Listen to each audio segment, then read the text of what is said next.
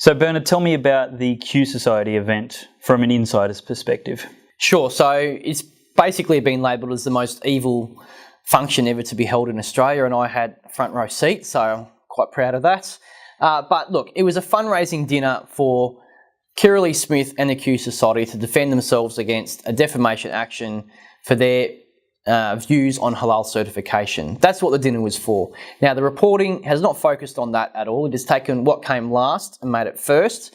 Essentially, it has presented an off-colour joke made by the off-colour cartoonist Larry Pickering, who many people agree with or disagree with, and presented that as the main event of the evening. Now, Larry did make an off-colour joke about the Islamic State's treatment of homosexuals, and this has captured all the media attention. And I really think that it highlights the problem of political correctness, because the same day that the media were reporting about this, just Friday last week, a man was actually jailed in Sydney for trying to execute a homosexual outside a gay nightclub in New South Wales. This man is linked with Islamic extremists. He refuses to stand for judges. He leaves court cases to go and pray.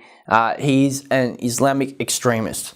So the media is up in arms about jokes made about the Islamic State killing homosexuals, but they are completely silent about Islamic extremists in Sydney blowing them away. An 18-year jail sentence for an Islamic extremist. Sydney Morning Herald couldn't even put it in the newspaper, but Larry Pickering's off-colour joke, front page. It just highlights the absurdity of the PC world. Contrast for me Malcolm Turnbull and Donald Trump. What lessons can Conservative leaders in Australia take from the way Donald Trump has started? Sure. Well, I think that the key takeaway is that Donald Trump can make Conservative leaders look stupid real quick. He has, in 2 weeks, done more than most Conservative leaders have done in their whole time in office around the world. And we've got to start understanding on the Conservative side of politics that we want action.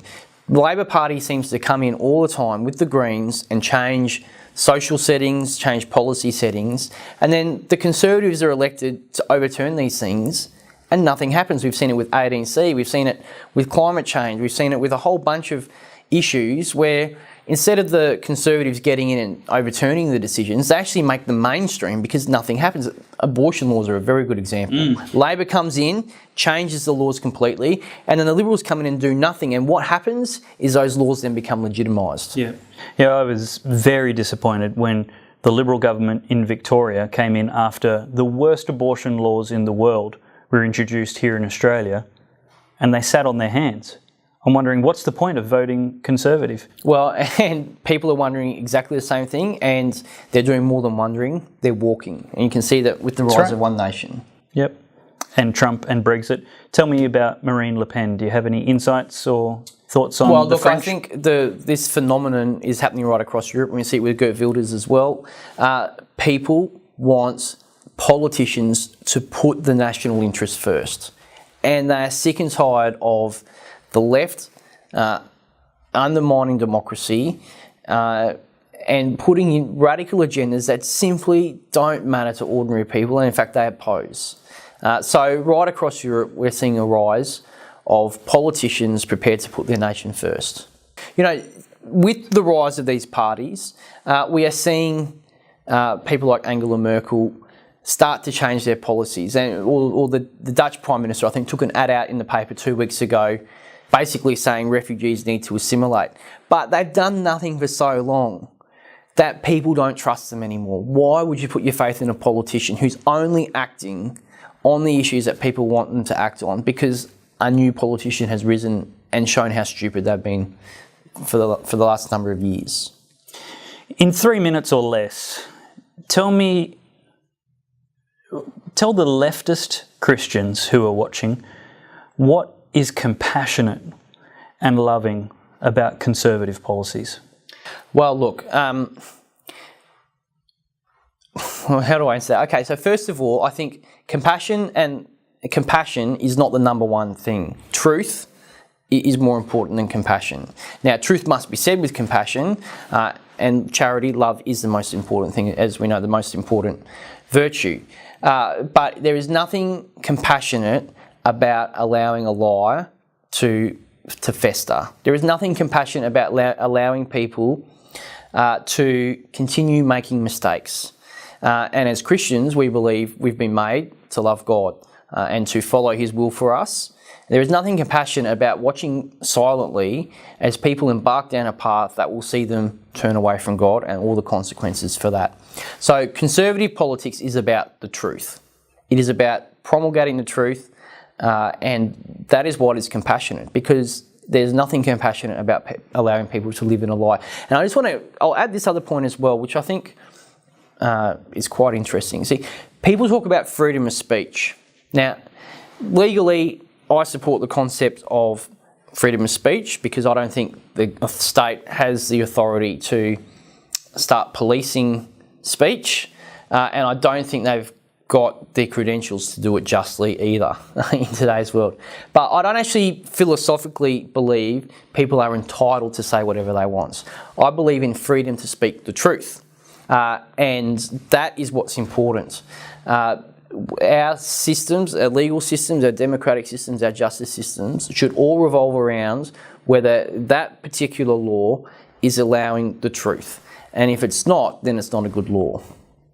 Tell me what's next for Bernard Gaynor. What does 2017 hold? And maybe what would you like 2018 to hold for you? Well, I would like to see a strong conservative minor party work. And I will do everything I can to see that happen. So you see a role for yourself in such a party? Look, potentially a role. I wouldn't rule that out at all. But I've also worked with a number of people like yourself across different parties. I think there's room for cooperation, and also through my writing. And I'll certainly be focused on my writing throughout this year. I've got some plans to expand my writing into videos perhaps, but we'll see there. And also legal cases and legal challenges will continue. So as I mentioned earlier, I'm coming after the New South Wales Anti-Discrimination Board, and that fight is very important. It is not a personal fight, it is a fight to hold these public servants to account for their actions. Now tell me about a little bit of insight perhaps into the brave woman who's given you permission to risk it all. Literally, you've had to move house because of the threats to your family's safety. Yeah, so my wife, Elle, is just wonderful. I couldn't do it without her. She doesn't love the limelight. I think if she had her way, we would be doing something else. But she's very, very supportive, and I just couldn't do it without her. But she's a mum, and she wants to look after our children, and she does it very well. Do you think you're always going to be in this political role? You've now attracted enough support that you can maintain the presence there. And your website, if anybody wants to jump on and add their support, is bernardgaynor.com.au. Yep. Is that right? That's correct. We'll put that link in the description for the video as well. Yep. Would you rather be doing anything else? I enjoy standing up for our beliefs and values. And we are on church and state. God has looked after me and my wife and our children very well throughout this period. As I said, our fees have been well over $200,000 so far. I could not have afforded that. We've been supported. And while ever I've got the support to continue this fight, I will. And if the support is not there, then that'd probably be a sign for me to go do something else. Final question. Who do you think I should interview in the future on Church and State? Well, that's a good question. I think you should get Senator Bernardi on. So do I. Undoubtedly. Yeah. Corey Bernardi, you've been invited. What would you like Corey Bernardi to answer? Sure. Well, look, I've had a look at his party and the four key platforms that he's based his party on, and they're very, very interesting. I would like him to answer the question of how do we sell to Australia today the message that our institutions, our laws, our culture, the things that have made this nation great, how do we sell the message that these things exist because of our Western Christian backgrounds. Excellent. Bernard, thanks for coming on the show. I appreciate the opportunity to hear your arguments for your combat in the culture wars and for the clear articulation and crusade for freedom of speech and religion, etc. in Australia. I wish you all the best. Thank you very much, David. I appreciate it. This is Church and State with Dave Pellowe. We're a viewer-funded internet broadcast discussion at the intersection of Christianity and politics in society. To continue this important conversation on the critical issues facing us, please jump on our website, watch the videos, subscribe to our newsletter, and if you can partner, we'd really appreciate your support. Thanks for watching.